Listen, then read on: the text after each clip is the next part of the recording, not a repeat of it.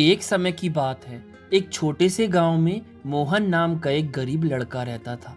मोहन मेहनती था, लेकिन उसकी गरीबी के कारण उसे और उसकी माँ को हमेशा भूखा रहना पड़ता था।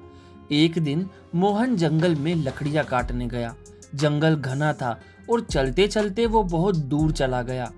अचानक उसकी नजर एक अजीब और चमकते हुए पेड़ पर पड़ी। यह पेड़ बाकी सभी पेड़ों से बहुत अलग था। उसकी टहनियों पर पत्तों की जगह रोटियां लटक रही थी। मोहन आश्चर्यचकित रह गया। उसने सोचा, क्या ये असली रोटियां हैं?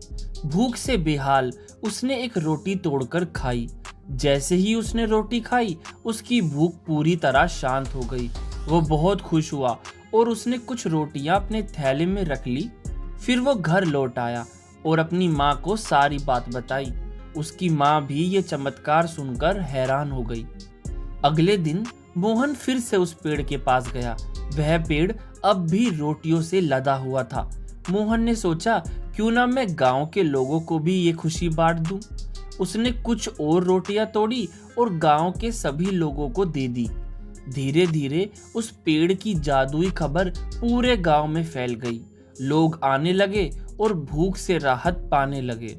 लेकिन गांव में एक लालची सेठ रहता था। वो बहुत धनी था, लेकिन उतना ही लालची और स्वार्थी भी। उसे जब जादुई रोटियों के पेड़ के बारे में पता चला, तो उसकी आंखों में चमक आ गई। उसने सोचा, अगर ये पेड़ मेरे हाथ लग जाए तो मैं इन रोटियों को बेचकर और भी अमीर बन सकता हूँ। लालची सेठ जी चुपके से जंगल में गया और पेड़ से सारी रोटियां एक साथ तोड़ने की कोशिश करने लगा।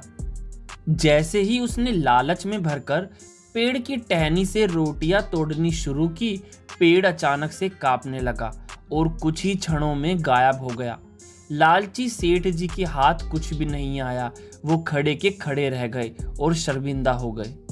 गांव के लोग समझ गए कि यह पेड़ केवल जरूरतमंदों के लिए था। जो लोग अपनी भूख मिटाने के लिए ईमानदारी से रोटियां लेते थे, उन्हें यह पेड़ मदद करता था।